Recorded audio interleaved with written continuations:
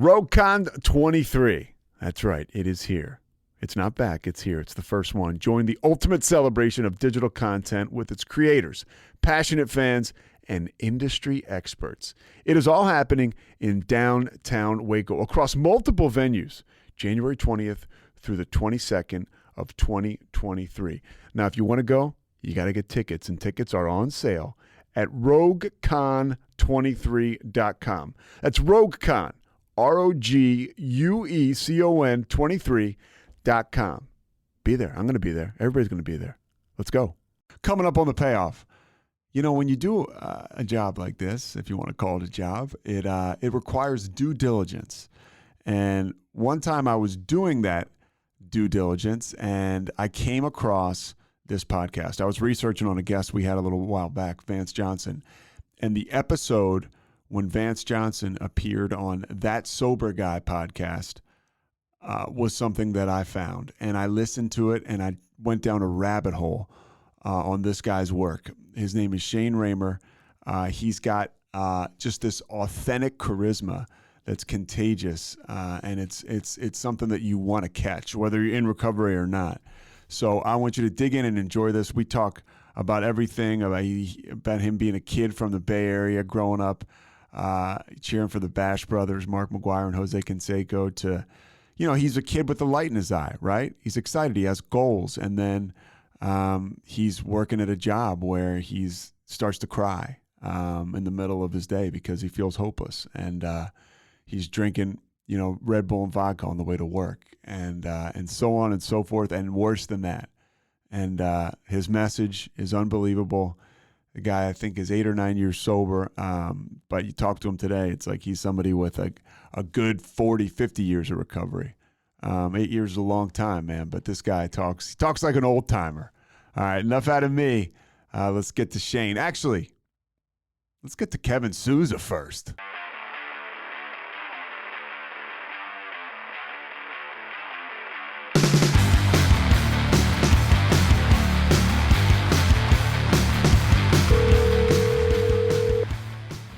Sweet. Shane. Hey, what's up, man? How are you? What's up, dude? How are you? Oh, I'm doing good, man. It's Friday, man. I'm ready to go. You know, ready to do the thing. And you're an early morning guy. I am. I've been getting to bed a little later though, man. I'm managing my son's little league team right now, so we've had these late games at like 7. So we didn't get in till almost 9 last night, and then ate some pizza and hung out for a little bit. So. I've been waking up, sleeping in a little bit, but, you know, we're good. How's the team? How are we doing? They're 7 and 8, so it's like herding cats, but they're doing much better. Yeah, I like that. It's like a goat rodeo, right? A goat rodeo is a great way to put it. Oh yeah, yeah. It's fun. It's fun. I mean, they're getting better though, so it's fun. My son, he's having a blast, man. Like I told him, I said, hey, it's not so much. Obviously, we're learning baseball. But we're coming together as a team. We're hanging out. We're having fun. You know, we're making new friends and stuff. So it's been a good time. Dude, think about, and, you know, we'll get right into it. First of all, how it's going to go. Yeah. It's me and you and Mike, the producer. Mike, say what's up. Hey, how's it going? Mike, what's up, man? Good to meet you. Yeah, Shane, by the way, how do you say your last name? Raymer. Okay. Raymer. Okay. Yeah. I don't know why they took the Y out of there, but yeah, so for some reason they did. Same with me. I'm Sousa. But you're supposed to pronounce it Souza, and somebody at some point in time took the Z out and threw an S in there, and here we are. Yeah, here we are. So I'll give an intro as to who you are, you know, That Sober Guy podcast, and a little bit about just kind of what you're doing and how I found you, you know, how you inspired me and how we got here, and then we'll just go right into this convo. Awesome. That sounds fun, man. I'm looking forward to it. Yeah. So are you still in Northern California? I am. Yeah. We just came back up here in December. We went down to Huntington Beach for about almost a year last year, and then we came back up here at the end of the year. So you're married and you got two kids? Yep. Married, 2 kids, a cat and a dog. Yeah, the animals start to multiply. I got a couple. I've inherited a couple cats. I had a dog. I had another dog. It's kind of the more the merrier, I guess. Well, it's always too. It's like my daughter and my wife like, well, we want a cat, and I'm like, no, we're not getting a cat. Sure as shit. Here comes the cat rolling in. Like a couple weeks later. So, Dude, the cat's the coolest one for me. I was always like, Agreed. yeah, and we talk about the vulnerability, right? And we'll get to that, but it's like, you want to be this tough guy that hangs out with a pit bull, and at the end of the day, I'm huddled up with the cat, being like, man, this is my spirit animal. Dude, I love it, and yeah, the cat. Our cat's a Siamese cat, and so she's super smart and she's kind of funny. But you just reminded me of we have a little white fluffy dog. You reminded me of an old podcast I did called "Does It Make You a Pussy to Walk Down the Street with a Little White Dog?" you reminded me of the pit bull. You want to have the big pit bull and shit. It's like, no, I don't do that. The white dog's just fine. Well, that's the thing, dude. Right? At what point are you going to be comfortable in your own skin? Yeah.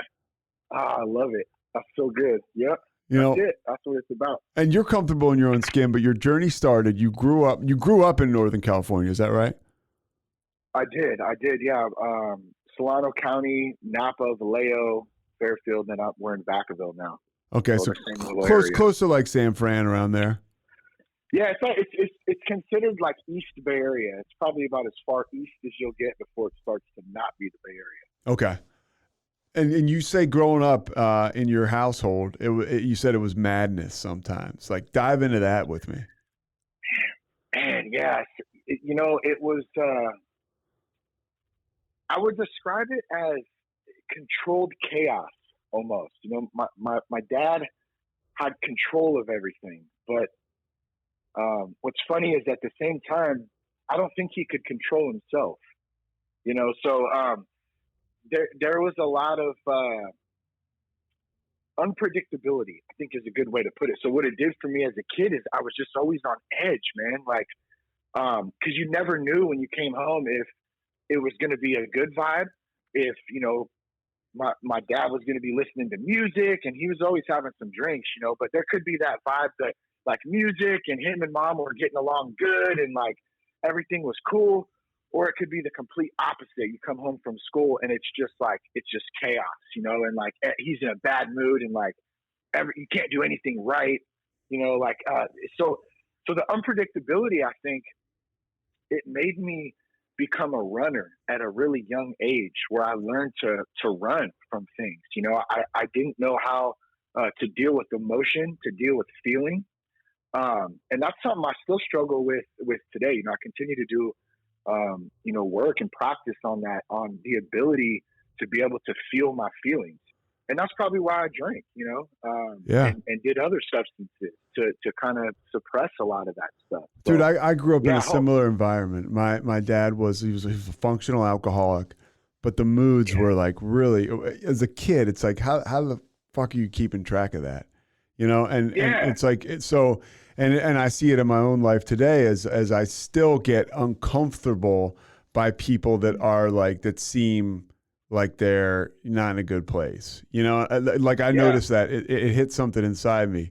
And now at least I'm getting better in recovery, but for a while I would just dump alcohol in those feelings. So I was like, I'm tough. Like I don't care. What do I care how you're acting? Yep. Yeah. It's funny how you can pick up on that too. Like you said, you can feel that energy. That vibe. Like when I talk to somebody who maybe I just meet, I can tell that they have that. I can tell that they are actively drinking and even in the laugh, there's a certain laugh that comes out. Yeah. And this isn't like from a judgmental point of view at all, man. I try to give everyone respect and try to be there, obviously, to help people and stuff, but you can pick up that vibe. You know what I mean? And it sounds like just from what you're saying in your childhood too, you can pick that up too. A lot of us can. Yeah, it's a learned behavior. Mm-hmm. So for you, you start to, you're kind of similar, like you big into sports, and they kind of had like the just say no mentality, right? That for me, that was, I grew up in that, I think I'm a little older than you, but it was like, drugs are bad, like Dare would come to school and it was, you just knew, I was a product of the 80s pretty much going through my like grade school years. And, cocaine, I thought it was like this horrible, just like the worst thing in the world. And all of a sudden it flips so quickly. How did it? When did you start to? When did you start to go from the kid who was an athlete who had like no drugs, and then all of a sudden you're smoking pot, you're drinking? Yeah, it's funny. I do remember that Just Say No, and Dare. Remember Dare? Mm-hmm. I actually think they still do that today. That program, and you reminded me of the commercial too. This is your brain. This is your brain on drugs. Yeah. And they crack the egg in the frying pan. Yeah, right? yeah. And, and so it's funny, man. I haven't thought about those campaigns, but at that time, and in a long time, but as a kid, I totally had that mentality, and I also, I didn't want to go down the same path as my father was going down, and I had to do a lot of work in that, man. I love my dad, but I gotta kind of love him from a distance and pray for him and understand that he's on his own path, just like we all are. But that was my big thing at the time. I wasn't going to go down that same path. I wasn't going to drink. I wasn't going to smoke. I had some buddies in the neighborhood, and we all kind of made this pact that like we weren't going to do that. I played baseball, since I can't even remember. And athlete, sports, and I don't know. Are you a Giants fan? Like, a Giants fan or an A's fan? I'm an A's fan. I like the Bay Area. I like the Bay Area sports. I'm always down for any Bay Area sports. But yeah, I've always kind of stuck tight with Oakland. Yeah, so you grew up like an A's fan, like McGuire, Canseco, those guys. Oh yeah, the basketball. But I loved Will Clark and Robbie Thompson. I mean, I loved that whole squad of like that Giants era. I went to a lot of games at Candlestick back in the day. So yeah, definitely. But I stick with the A's, although it's tough to be an A's fan right now. But you're loyal. I like that. And dude, I got a Bash Brothers T-shirt just because I think it's cool. Oh no way! Yeah. It's because people don't understand this. Well, people do. Whatever. I don't want to say that, but like when we were growing up, baseball was really cool. Like so, being a baseball player was cool. Like the A's were cool. Not to say that guys who play baseball today aren't real cool or whatever, but like kids were watching, it was kind of like the NBA is today almost. And that's changed. But so you grow up playing baseball. It totally has. And there was definitely a different vibe on baseball, back when we were growing up. I just feel like it's hard to watch a specific team because it's become so much of a business. Uh-huh. And I understand there's a lot of money involved in there's a lot of different components to it. But like right now I'm looking at, my buddy found at a swap meet, an old Battle of the Bay chevron poster where it's the A's and Giants tugging on the pennant over the Bay Bridge. Wow. Yeah, man. So I have it up in my garage just like as a little little keepsake just to remember that moment, man. It was pretty damn cool. That was the earthquake year too. Yeah. But anyways, man. Yeah. So it's just 89. I was trying to think of that was 89, right? 89. Yeah. Yep. 89. Okay. 1989. All right. So back to you. So you're playing baseball. And what happens? How do we drift into like starting to use? Yeah. So I can remember the first time that I actually drank, or at least one of the first times. It's a little foggy, but there was one in particular. And I was at a buddy's house, and his older cousin was there, and we were just kind of hanging out. And he had a full bottle of Bacardi Limon. And I remember drinking almost the whole bottle of it. And I remember I got so sick. And at the same time, and I know there's a lot of other dudes out there who've experienced this because I've heard similar stories. And we got sick. Like I got sick, but at the same time, I got so warm, and it made all those feelings of like unpredictable chaos, anger, frustration, fear, sadness. It made everything go away, and I was actually kind of happy in the moment because I was goofy, and then before you know it, I'm throwing up, and I feel like shit the next day. But that moment of peace, I guess. I don't even want to say peace because peace would mean something different. It was actually more of a numbness. Uh-huh. I was numb, and it just felt good. And I think from that moment between those feelings of being able to run and just escape my feelings, and then also a combination of just being a young, confused kid, who was trying. You submit to some peer pressure. I think you want to be cool. Like I wanted to be cool and fit in, and there was people starting to smoke weed and drink, and so yeah. Unfortunately for me, I felt started. like I kind of like I had an all access pass to like the popular kids. I mean, like I hate to say that now. It even irks me to say it now. You. But once I started to drink, I mean, same as you. I had this one night where I drank this bottle of J&B with a couple dudes, and I was sick, and they drew all over me, and but I was like a part of a whole nother crowd of guys that I ran with for a very long time, and there was something like you said. There's a confused little kid aspect to it as well.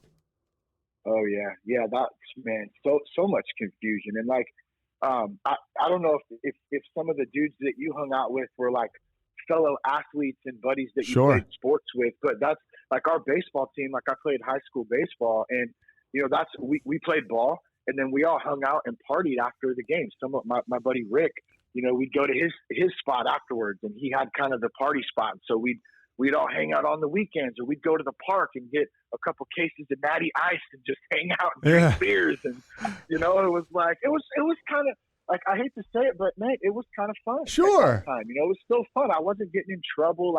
I wasn't addicted to it, but it was definitely the start of going down this path that, that took me in the wrong direction in my life that I wanted to go. Describe some of your progression to me in addiction. Like, how did it go?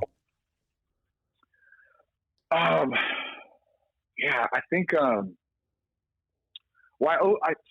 always smoked a lot of pot, that was always there, but, alcohol was always the foundation. There seemed to be always alcohol around, which when I would drink alcohol started leading as I got into my 20s, some other drugs like cocaine. And I tried some other drug. A lot of, pills were starting to get big around that time too. Yeah.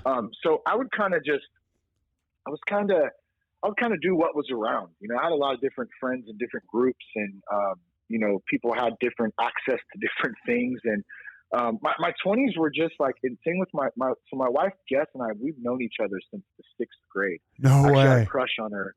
Yeah, it's pretty cool, man. She's a cool chick, and like we've been friends for a long time. We didn't end up getting together till I was about 20 or 21, and but in our 20s, I mean, it was just one big party.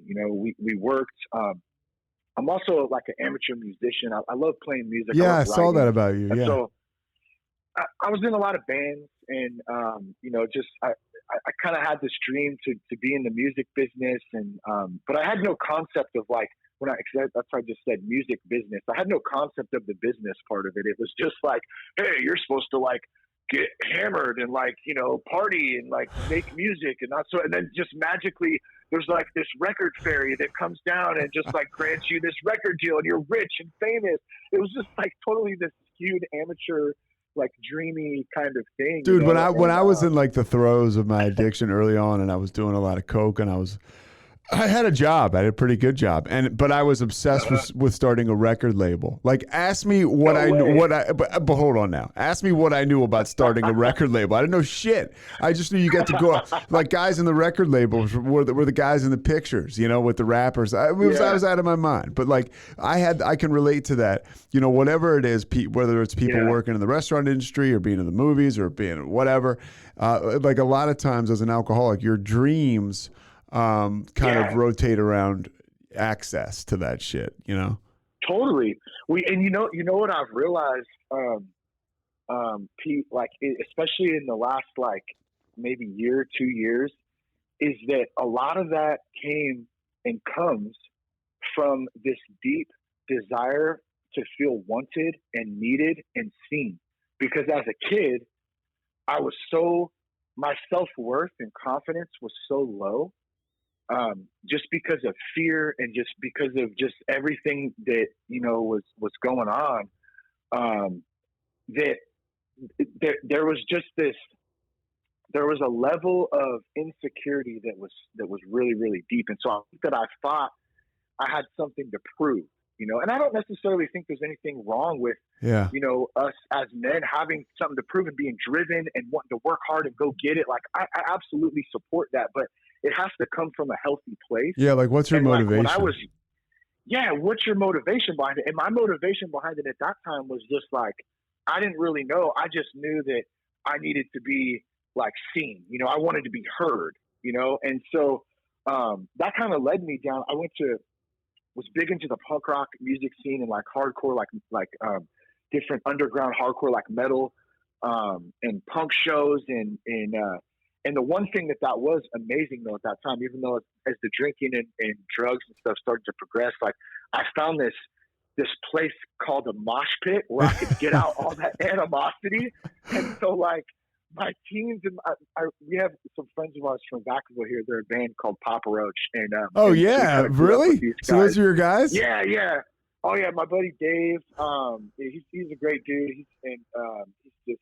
And they were big. Here. They kind of hit when we were growing up, like at least like on the pop culture level. Yeah. Yeah, they did. And so I think that we saw them here, as friends and stuff, like, oh man, like, dude, they made it, like, and they're still actually going strong, which is pretty damn amazing. Yeah, that is cool. The music business. But, so yeah, I mean, those times, I remember my buddy Ray took me to my first, it was Papa Roach, and it was a buddy of mine, Chris, and Absolute. And it was this little hole in the wall show in Vacaville. It was super small. And they were just there's this little small circle mosh pit going on. And I kind of didn't know what to do. I think we were like 14, 15 maybe. And my buddy Ray kind of leans in and he goes, hey, you got to just let go. You got to just let go. And so I was like, what? And in that moment, I kind of let go, and I started like moshing for the first time, and boom, it was just like, I just let go of all that shit. And so I had a lot of good times in that. But as that went on, man, through my 20s, and I was working construction, and, I was commuting and work hard, party hard. What's that scene? What's that scene like that punk rock scene, like drug wise? Oh man. Well, back then, I think, alcohol was always a foundation, because a lot of the time shows were at bars, and different venues like that. And even in the other bigger venues, they sold alcohol. But back then, yeah, it was coke, weed, pills. There was a lot. See, I never got into heroin, but I think there was a lot of dudes like Nick Traina was someone who I really looked up to back in the day. He was the lead singer for a band called Link 80. And Danielle Steele, the writer, is actually his mom. Wow. And unfortunately, yeah, it's a really cool story. She wrote a great book called His Bright Light. Yeah. And it talks about Nick and Nick's story as a kid and growing up and starting the band and like touring the world. And then he was a manic depressant, and he also got hooked on heroin. And so, he ended up losing his life to that, at a super young age. I think he was in his early 20s, and just a lot of potential. And so we hear a lot of those stories like that, especially in the music business, in particular. But yeah, I mean, the scene it was hardcore, man. It was hardcore, and it depended on, where you went. But I will say this though too, contrary to that, I got a good buddy of mine, Justin Coot, who was in a band called Execution Style. And the straight edge scene of hardcore kids, I wish I would have been a part of that at that time. Yeah, now straight edge, define straight edge. Yeah, it was just a huge so the straight edge kids, man, they didn't believe in drugs, alcohol, sex. A lot of them didn't have premarital sex. There were strict guidelines if you were a straight edge kid, and you stuck to it. It was a solid brotherhood. There's still a huge straight edge movement out there today. I'm not really hip to it as far as, because this was years ago for me in that scene, but I know that movement is huge. And all those kids that I met back in the day, man, they were always about the brotherhood, about the like a tight community, and we don't mess with that kind of stuff. So I wish if I could go back, I'd probably go down that route. But, it's we do things for a reason, I guess. I wouldn't be where I am today, I guess. No, and you're helping a shitload of people. And you were mentioning, so a guy, Justin, came out of that scene, out of the straight edge scene? Yeah, my buddy Justin. He was actually on the podcast like early on when I first started it, probably the first 20 or 30 episodes. And yeah, he just he just chose when we were probably 15, 16, him and I and a couple other buddies, we would sit up in his room and we'd play drums and like sing and like drink 40s and stuff. And then I don't know, it must have been around 17 or 18 for him. He just decided like, hey, I'm not doing this anymore. And he went straight edge and he went down a different path. Still stayed in the music scene, but just was more encompassed in that scene versus like the party scene. So for you, when you're dealing with like you're in your 20s, you're working construction, is there zero direction? Like, are you kind of working and living to get, to do drugs and party? Yeah. I remember one day being in San Francisco, and so I'm a taper, a drywall finisher by trade, right? Like back in the day, that's what I did during this time in my 20s. And so I was commuting up early in the morning, driving out to the city, about an hour drive without traffic. And I remember being in this, we were working in a high-rise condo building. And so it's like cookie cutter. Each condo or apartment is pretty much exactly the same. And you got multiple floors and you're going down a floor, and we called it sanding lids. And so you got your sanding pole and you're sitting there and you got a dust mask on if you want to wear it, but it's hot and sweaty. So a lot of the time I had to take mine off because it's hard to even breathe. But you're up there and you're sanding ceilings all day for 8 hours a day for the most part. Wow. And I remember sitting there and literally crying. Like, I'm not talking about bawling out, but just like getting choked up and crying, hungover, and going, God, I know there's something more for my life. Like, I know there is, but I felt so stuck, because I was actually making kind of decent money at that time. I was probably halfway through my apprenticeship.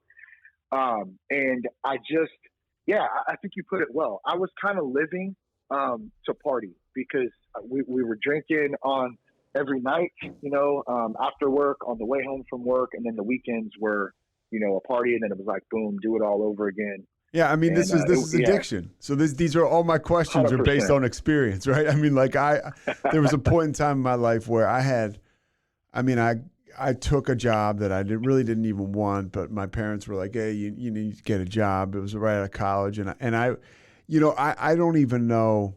I remember I was like working as an assistant for some dude, and I spelled my name wrong, my own name on a fax like cover letter, and the guy was like, "Dude, you spelled your name wrong."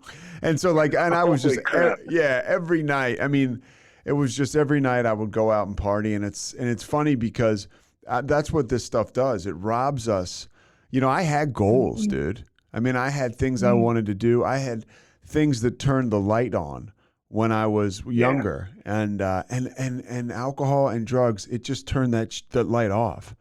And I thought I thought the most important thing in my life, there's no question about it, was alcohol and drugs. And my every move for me was predicated on that stuff, and it sounds like it was for you too. Now you're doing the drywall and like, you're still like in the music scene. What starts to happen when we start to like bottom out? I mean, you mentioned that moment, that emotional moment you just shared.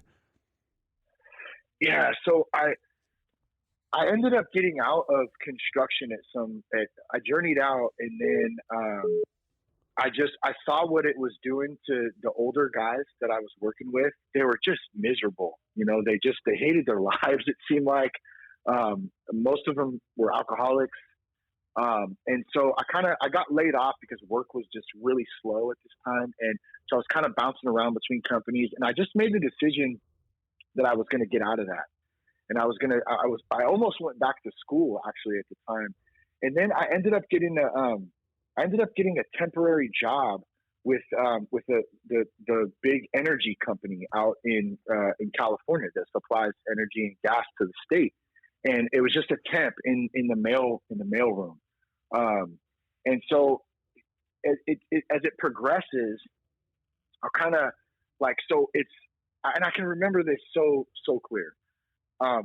It's like the middle of summer. I think it's like August. It's 102 degrees, at least, it's just one of those hot ass days, like 100 plus, right? I'm driving to work.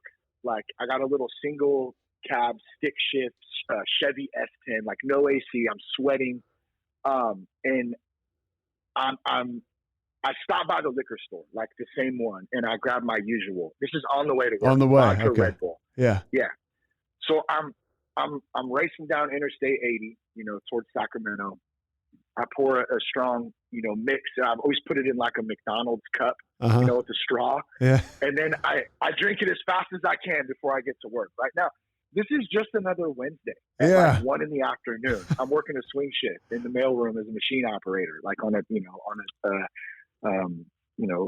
what started as a temp job. But this same situation had literally been happening like every day for months, as this had kind of gone on. And those are doors we walk through, right? It's like now you're drinking before work, like before. Oh yeah. Yeah. And it's like now, like you said, it's just another day. So go ahead. So you whack this shit down. Yeah, and that was to your point, the progression of it, because I wasn't really doing that when I was doing drywall. I was hungover a lot, and I think we did some coke here and there to try to get the day moving. Yeah. But it was never it was always after work at least. But yeah, and like I said, I swore up and down I was never going to do this. And as a kid, my home life growing up and stuff, I'd watched it, seen what it did to my dad, and so here I am. I'm 32 years old around that time, I think. Yeah, my daughter's 2.5, 3. I'm married at the time. I'm miserable in this job. I'm miserable in my skin. I'm scared to be a father. My relationship with my wife was really on the rocks at that time. It's really going in the wrong direction because we don't know how to communicate. Yeah. My self-worth, my confidence, all-time low. I'm feeling pretty lost. Pretty frustrated, I have no purpose. It's what is this all for? But the one thing that makes all the feelings go away is alcohol, right? And at the same time, I know in my gut that God has something more for my life. And I knew I could be a better father. I wanted to be a better husband, father. I just wanted to be a better man, a human being, there was something more, but I couldn't stop drinking. I literally could not stop drinking. Every day was the same thing. It was I'm going to quit today. And then boom, I'd stop at that same liquor store. So one night after work, I'm up drinking. This is, and I smoked weed at the time too. So I'm smoking like a fat joint in the garage. And I don't remember if my daughter came out, maybe she was saying goodnight or, something, but she opens the garage door and she says, "Hey, Daddy." And I said, "Hey, baby girl." I said, "What's going on?" And she looked right at me and she said, "It smells like evil in here." And she turned around and closed the door. And I thought somebody just socked me right in my gut. And in that moment, I realized that I was following down the same path that my dad went down. I was carrying on that generational curse to my daughter, to our family.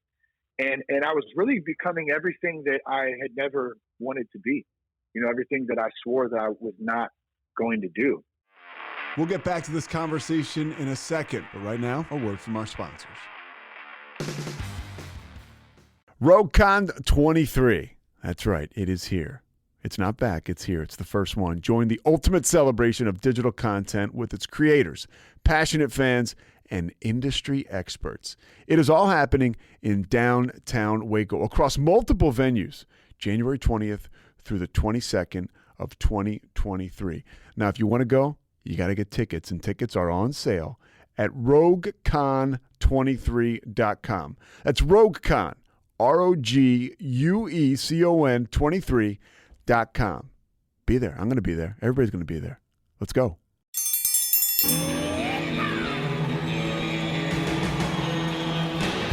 Hi, I'm Hank. You might remember me from a show called King of the Hill. Check out a King of the Hill rewatch podcast. These boys ain't rap, but they are funny. Find the podcast anywhere you get your podcasts or at roguemedianetwork.com. I tell you what. I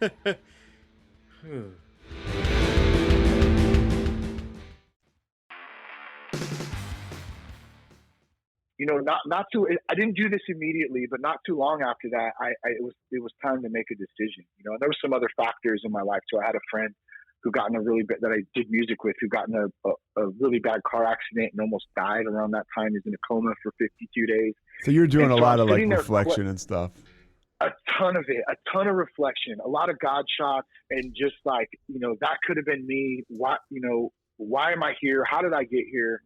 And so, yeah, I ended up reaching out for some help. And what's the conversation I like with your wife? Like when you tell her like, I need help. Oh, man, it was over like a large cup of vodka with a splash of orange juice. Whatever gets you there. Yeah, at a bar here in Vacaville, and I just told her, I said, look, she knew something was up too, because my behavior and my we were fighting a lot, we weren't getting along, and there's a lot of stress, a lot of financial stress going on, or broke, or lights are getting shut off, like, it was a tough time. And I just kind of came out and told her, I said, look, like, I have a problem, and I need some help, and I can't do this on my own. One thing I left out is I had tried to stop, many times in the years leading up to that, but it was never a serious attempt, and it was always an attempt to do it on my own. And so I'd put together like a week, or I'd just smoke weed for like a couple weeks, and then I'm not going to drink, and then I'd go back to it. And there was never any accountability there. There's never a full commitment. And so this time felt different. And thank God, my wife is one of the most supportive people I know. Like if you're about it, she's got your back, if you're one of her people, her family or friends. And she said, okay, well, I knew something was up, and what do we need to do? What's next? And I went to my buddy Seth too I think later that day. And I met up with him, and he had been sober for about a year. We've all known each other since we were kids. And so I kind of had Seth to help lead the way. I saw that he was doing it. And so I thought, man, if Seth can do it, I can do it. And that was inspiring to me. And so, yeah, I went, I got some help in Sebastopol, California. I went to a 30-day. Okay, you went to a treatment? Yeah, I went to a 30-day inpatient treatment. Man, I haven't looked back, man. It's been over 8 years. September 11th, 2013 is my sober date. And, man, there's been a lot of ups and downs, but I just, some days I can't believe the life that we have today, versus what it looked like, 8.5 years ago. It's pretty damn amazing. And it all started with the decision to cut out alcohol, because I always say alcohol is not my problem. That's the solution. I was listening to the latest podcast you did with Kevin E.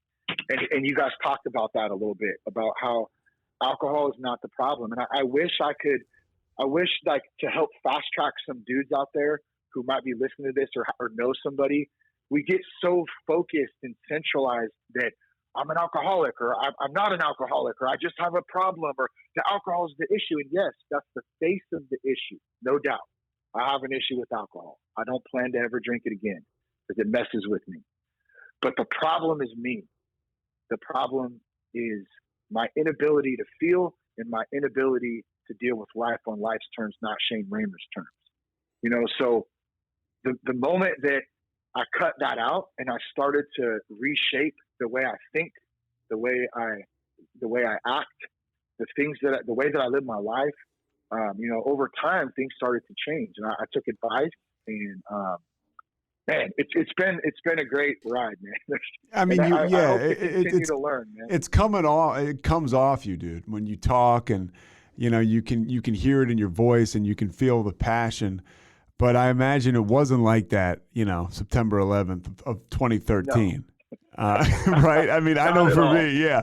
I mean, I showed up in rehab, kind of like, and I like what you said about a lot of times, if you're out there and you're listening, like, don't beat yourself up if you tell somebody you need help over a couple drinks, yeah. or again, like I was joking, but I was serious, right? Like whatever gets you there, yeah.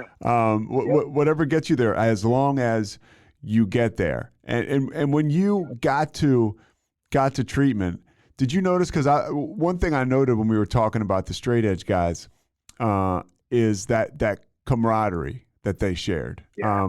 And that's what we get in a program. That's what we get. It's almost like a locker room again. And did you find that when you started? I know I did. When you started to come around. I did, and that's that fellowship, that birth of community that I learned, early on, and just to your point, real quick, no, it absolutely did not look like that. I remember the first couple days in, I was in this detox room, right? It was probably day 2, and I'm just like, I'm thrown back, like, how in the shit did I get here? Like, I was supposed to do this, now I'm in rehab. Like, what the hell is going on?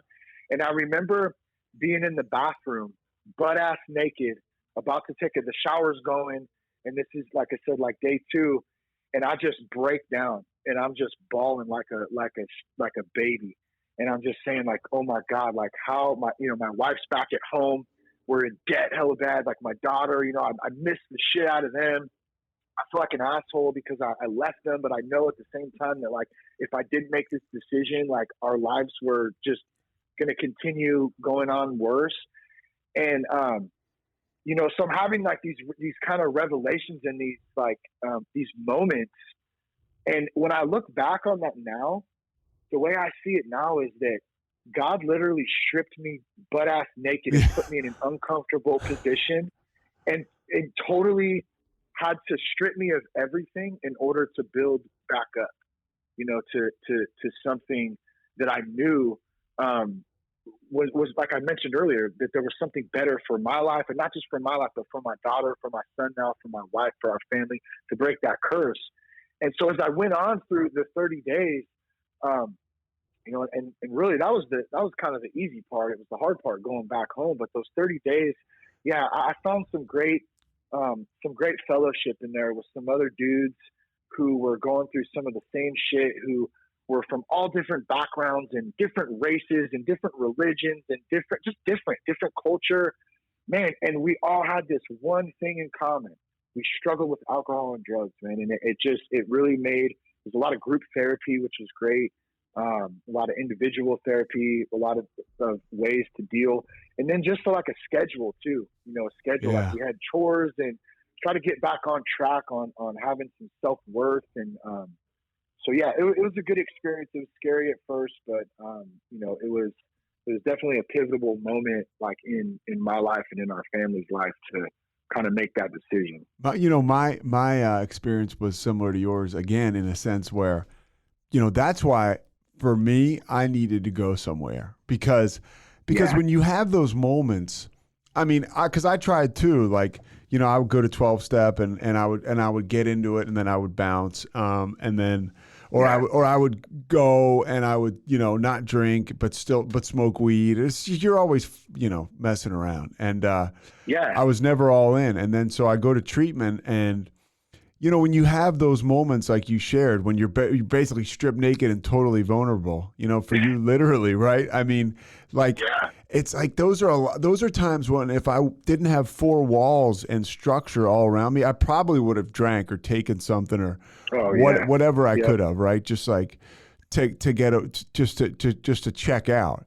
And I wasn't able to. And that's why recovery houses are good too, because again, like you mentioned, that camaraderie, to be in the mix with other dudes that share the common bond. Again, I take it back to sports, right? It's like you go into a locker room and there's like all different walks of life, all different, like you said, races, religions, but the common theme hopefully is winning or Exactly. right, or getting better. And in recovery, we still get a chance to win. So you come out of rehab, and then what happens? Like, how do you start to pick up the pieces? Yeah, so I was still at the same job at that time. The mailroom? I think I'd taken in the mailroom. Now we're full time, right? Yeah, I'm full time. Which is probably a pretty good job. I'm thinking, like, with this big energy company. It was a great job at the time. It changed the trajectory of everything for, my career, really, because, later I ended up starting a podcasting within a Fortune 500 company, which is still what I, work with today. And it started there. But at the time, I hated it. I was on a swing shift, which I hated because, like we talked in the very beginning, I'm a morning dude. I like being up early, and also I had a lot of those same routines on that swing shift where I was driving. That I explained earlier, where I was driving in, I would stop, and so having to go back into that environment was really tough at the time. And one of the biggest things that helped me is I had a lot of support from my wife, from my family. I had a lot of support from my buddy Seth, who I mentioned, and then I had a lot of support from meetings and just being involved in that community of men and women, but in particularly men. I really love a good men's meeting, and just trying to stay focused and dialed in, and just trying to stay on a schedule, and not go backwards, only go forwards. And that about 6 months, about 6 months. In that time, I was eventually I got out of the mailroom and I took a job out in Santa Rosa, which was like a 4-hour commute total daily, because it was about an hour and a half there, and it was like 2.5 home because of traffic. And so I was working some long ass days. Yeah. And that's how I started listening to podcasts on my commute. So this is back in 2013, early 2014. Okay. And my buddy goes, "Hey, why don't you check this podcast out called The New Man by a guy named Trip Lanier?" And I said, "Okay." I didn't even know what the hell a podcast was at the time. I just heard, like, a friend of mine was a DJ. He had like a DJ podcast. That was the only thing I heard of it. So I started listening to this podcast, and I'm like, man, this is freaking great. And Trip's an awesome dude, man. He's been on Sober Guy a couple of times. I've been on his show. What's his podcast called? The New Man. Okay. It's the New Man podcast. Yeah. He's solid dude, man. You would love him. Okay. And so I'm listening to Trip, and I'm just starting to get motivated. I'm starting to feel this new desire and passion, and it's the best feeling, dude. It was so pure and just so genuine, and like I feel this desire that I want to share my story and I want to help other people. Like, I'm like, man, I kept this secret for so long. I love the traditions, and I love anonymity. I respect it 100%. But outside of that, I also felt like I held on to the secret for so long that I wanted to share it. And I'm like, man, how am I going to help people if I got to hide out again? I don't want to do that anymore.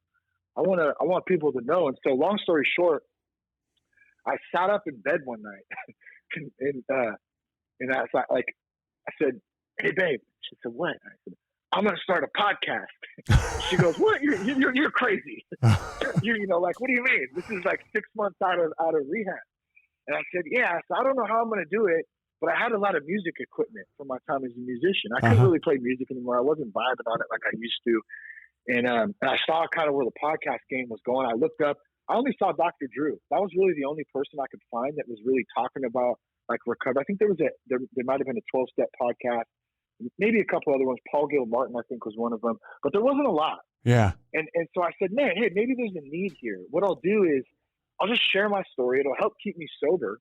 And then maybe I can invite some friends on and stuff and have them share, as they're working through their stuff. And so about a month and a half,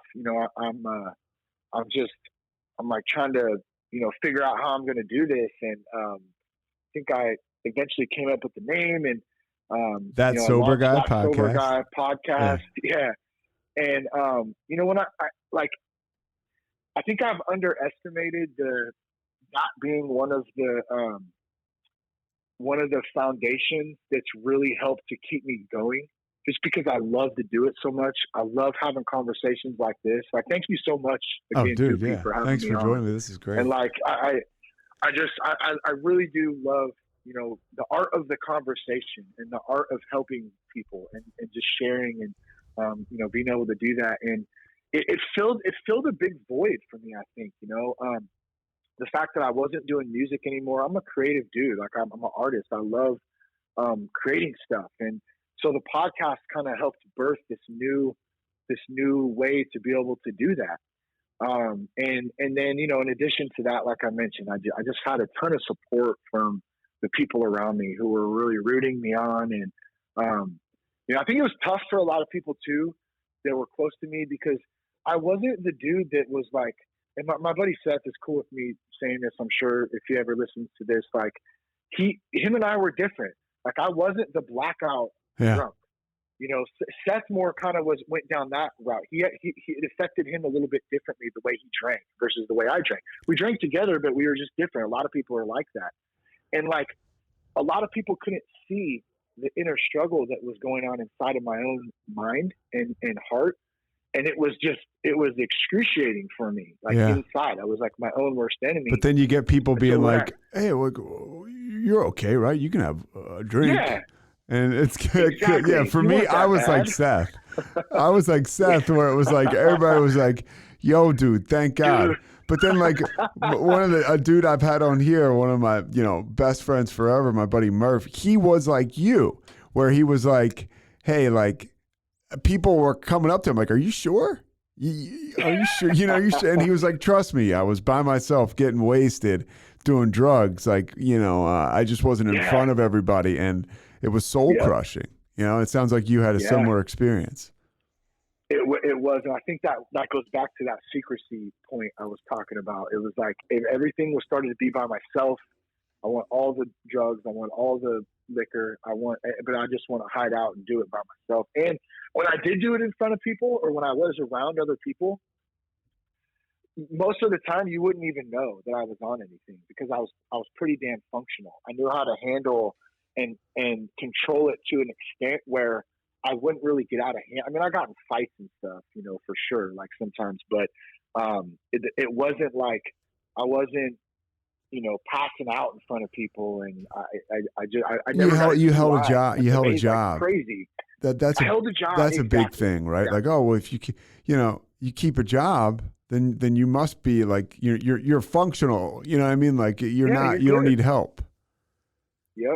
That's that stigma, like the doorway of the homeless dude with the brown bag, and he lost everything. And okay, he must be an alcoholic. It's like, well, yeah, maybe. And I feel for that dude, man. And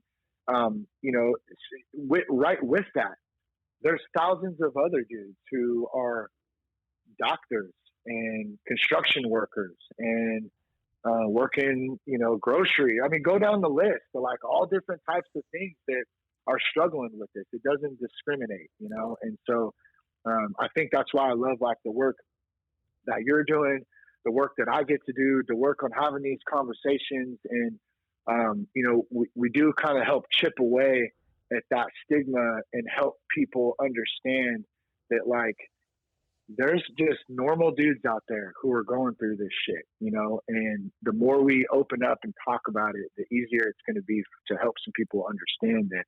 Like, hey, you're not alone in this, man. No, and the vulnerability out there. The vulnerability feels good, and 100%. And that's like something. I was like you, like a runner.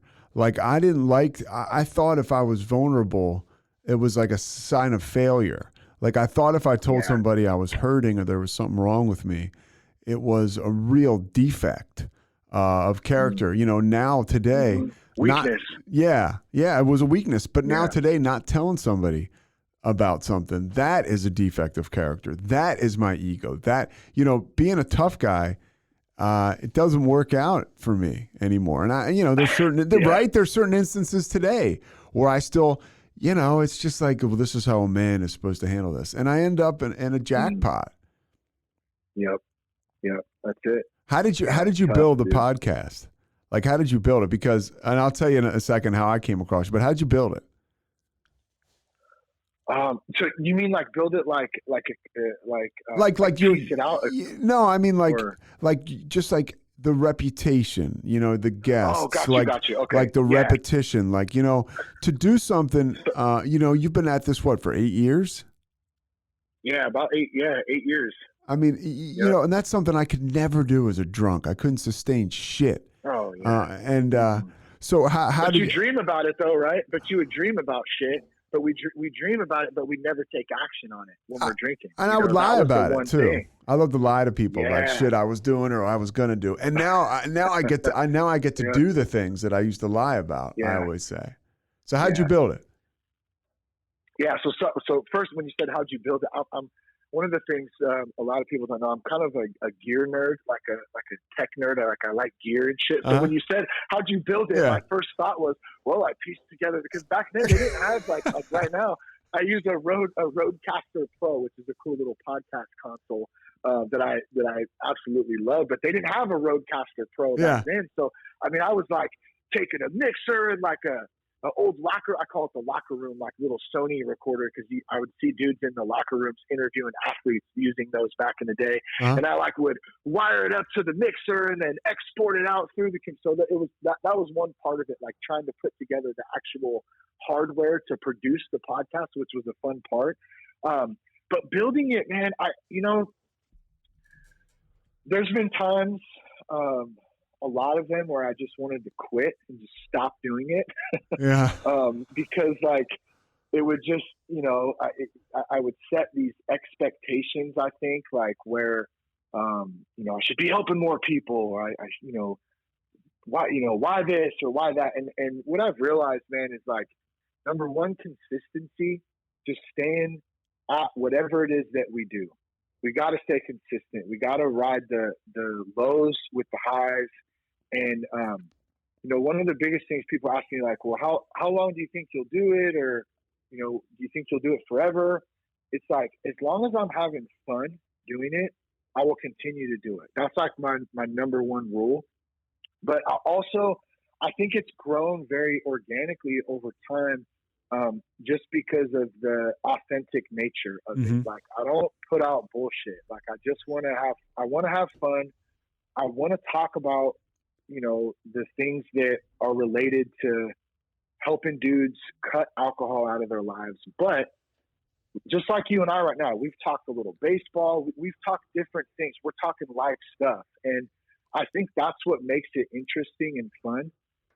We can be sober, we can be drug free, we can be alcohol free, and we can still live life and have a great time doing it.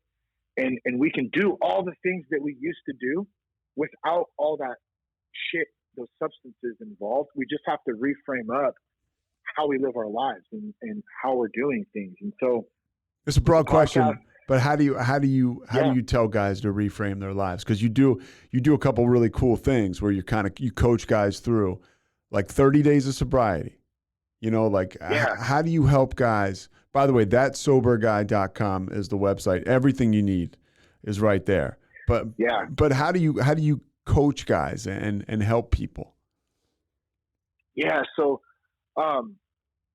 we do have a program. It's called Quit Drinking Dude, the Ultimate Men's Guide to Quit Drinking Alcohol and Stay Sober for 30 days or more.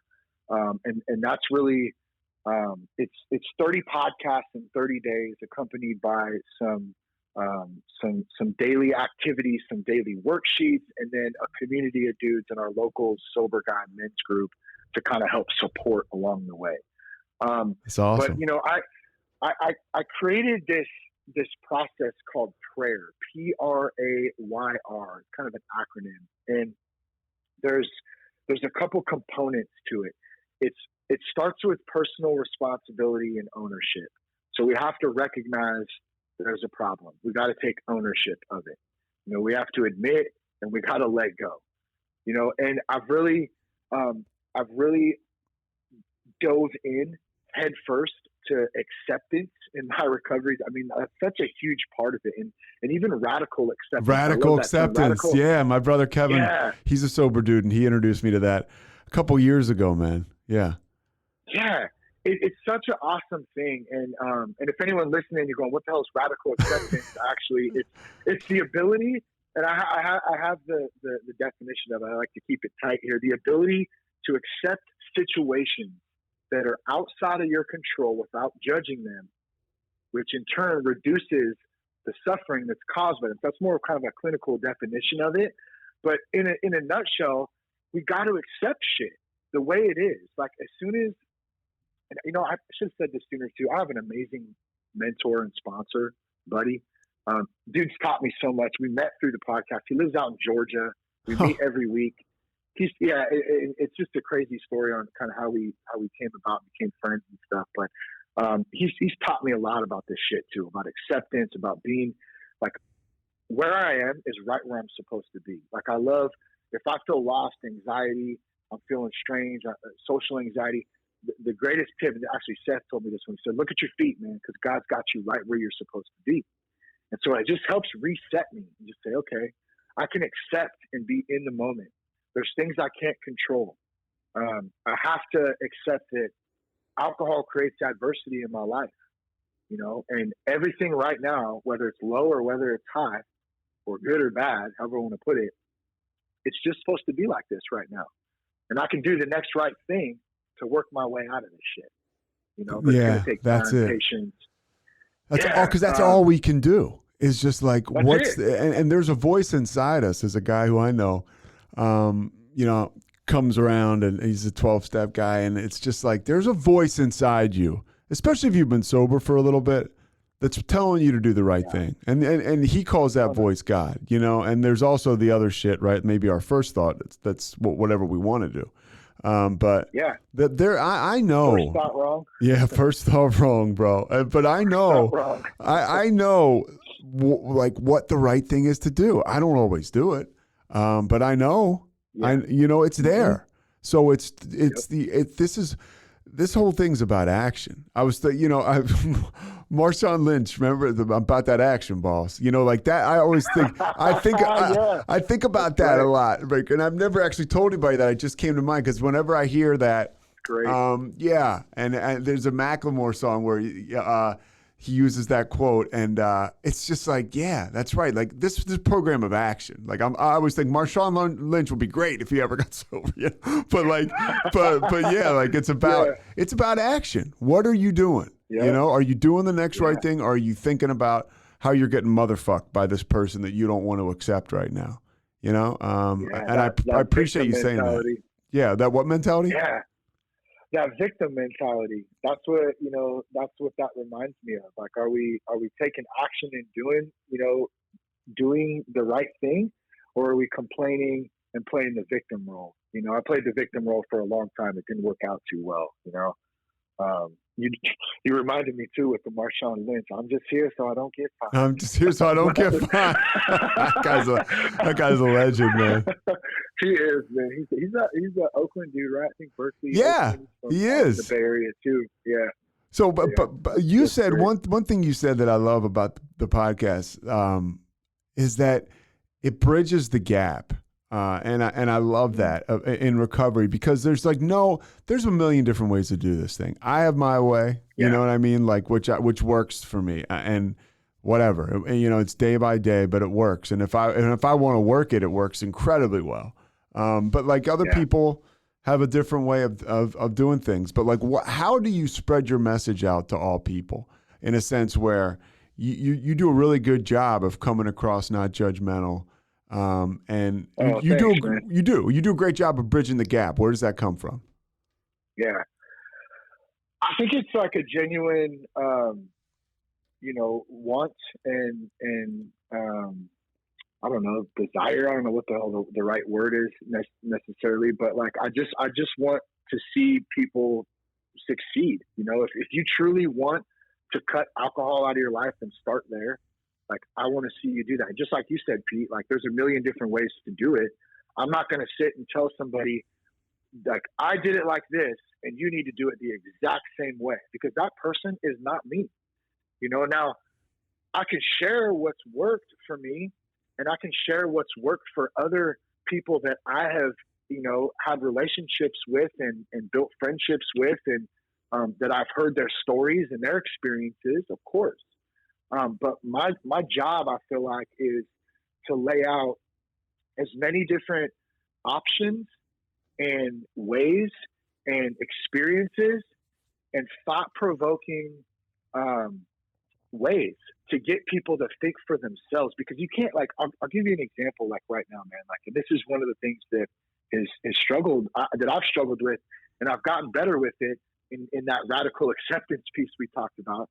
Like, I get to help a lot of dudes, man. And I'm so grateful that that God's put me in this spot to be able to do that right now at this time in my life. There's one dude who I wish I could help, and I can't help him, and it's my father. My dad's still out there. He's still out on the street. He's still doing his thing. He's stuck in alcoholism. I've tried everything with him. He knows what I do, but I can't help him. And it's because he doesn't want the help. So I can't help somebody who doesn't want the help. And so me trying to tell somebody what to do, and don't get me wrong, like, 'cause this could be confused. I understand that sometimes we work with people, in different programs, and they need to be told exactly what to do. Like, when I first went to treatment, like, I needed to be told exactly what the fuck to do. So that's not what I'm saying. So I just want to make sure I'm clear on that. Yeah. But on a larger scale, it's like somebody who's not ready, they might just have to go drink for a while longer until they figure it out on their own. And hopefully nothing bad happens in that process. But and there's nothing we can do. Day, it's bigger than us. It's out of our control. We can't control it. And so beating myself up over it and getting pissed off because they didn't do what I wanted them to do, or they didn't, it's not my path. It's not my worry. I can't carry that. I'm not designed to carry that because it's impossible. So I really like to take that approach. Like, let's have some fun. Let's share what worked, what didn't work. Let's have some great conversations. And then let's just provide a shitload of resources and options. So when people are ready, they can have, the pick that they want to do, whether it's a program, it's inpatient. We're partnered with a great company out of Nashville called Promises Behavioral Health. They have a great, working team there and facilities all over the place. So we have those connections. We have sober guys. I mentioned the 30-day course. We have tons of podcast content, one-on-one coaching, I'm part of an amazing mastermind group. I mean, there are all kinds of different programs too, from Celebrate Recovery, Refuge Recovery, all the major 12-step ones, of course, too. So, I mean, I would do a Monday meeting on Clubhouse. There's so many different options. I think I just love to keep it open like that. Yeah. And then just connecting with great dudes like you and your platform, man, just to help spread the message. And people will figure it out when they're ready. And if they're not ready, then they're not ready, Yeah. And that's up to them. It was up to me to make that decision to tell my wife that day, like, I need some help, I went to this rehab. No, go ahead. Oh no, that was it. I mean, I was just gonna say, like, we have to make a decision, and that's it. Well, you get me excited when I really like talking to somebody. I keep jumping in. I love it, man. I love it. When I went to rehab, where I went to this place called Karen, there was a coin, and it was a quote from the guy Dick Karen who started it, and it said, "If you want to drink, that's your business. But if you want to stop drinking, that's our business." And that's kind of like, that's what you're describing, cool. Right? Yeah, that's like if you want to stop drinking, if you go to That Sober Guy, that's soberguy.com, right? Like, that is a wealth of resources and knowledge and content. All right, before I let you go, I want to tell you how I found you. So I like get such a kick out of, like you, I was a little sports nerd, and and I grew up around the same time as you did, and I was like, I'd read about Vance Johnson. I was like, I gotta get his story. Like, is he really? Because I saw the picture of him like in a coma, and I was like, wait, Vance Johnson? Because all I remember was Vance Johnson. I told him he looked like a dude that could have been in New Edition. Like, that was a guy that I knew. He was like, this is like, right. And so I Google Vance Johnson sobriety, and your podcast comes up, and I was blown away. Wow. I was blown away, and then I just went down the rabbit hole. And your stuff is good. You're authentic. Your message and your energy, it's just contagious. And so thanks, I can't tell you how much I appreciate guys like you being out there for guys like me, and for other dudes out there. Oh man, dude, Pete, thanks, bro. You just made my day, man. It's Friday, and you just made my day with that, dude. I appreciate it, man. I really do love doing it. And Vance is a great dude. I should reconnect with him, man. He's got a great story. He does. And the last time you talked to him was a little bit ago, and it's like, but it's still out there. So if anybody wants to listen to it, you can find it. Last thing, anything else you want to say? Anything else you want to leave people with, people that are struggling? Yeah. So, so first thing real quick too, if you go to thatsoberguy.com, one of the main questions I get from dudes who maybe are just kind of scratching around, they're like, man, and maybe it's not like they don't have like the problem that like you or I had, Pete. Maybe it's just like, they're kind of wondering like, I want to take a break for a minute. I just want to see what that's like, you know? So one of the questions I get is like, well, how do I go to social gatherings and not drink? So like I put together my like top 4 tips. It's just a little infographic. It's nothing crazy, but just 4 tips. It's on that soberguy.com. There's a little button there. You throw your email address in, hit the click button, and then it'll take you to the 4 tips. So check that out. Like if you're interested in like anybody, you know, yeah. And just, you know, I'd love to leave people with one thing. You're not alone.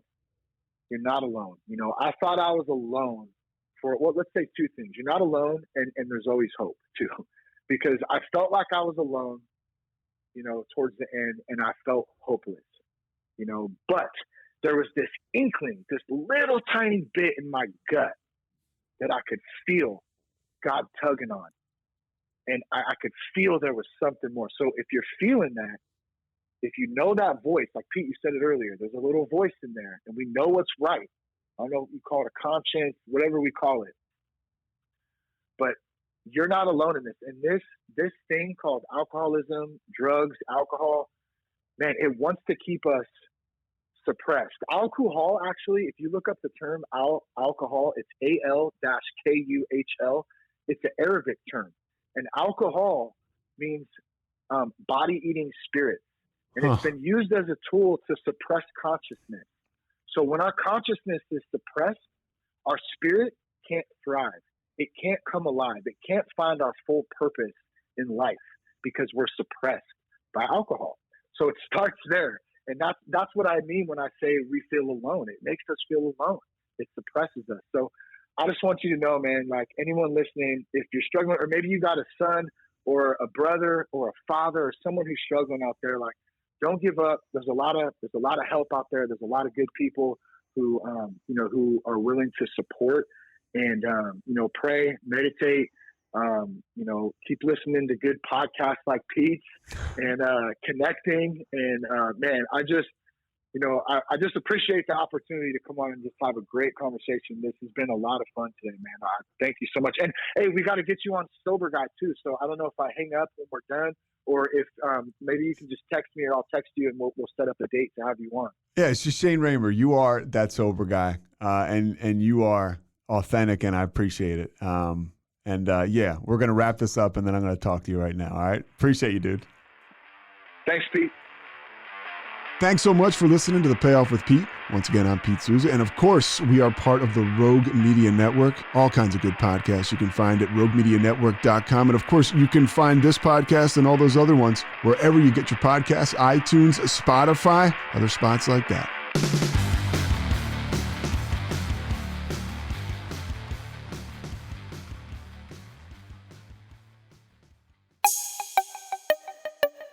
This has been a Rogue Media podcast.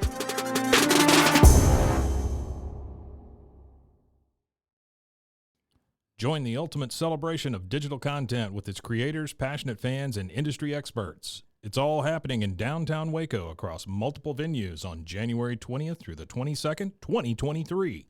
Tickets are on sale now at roguecon23.com.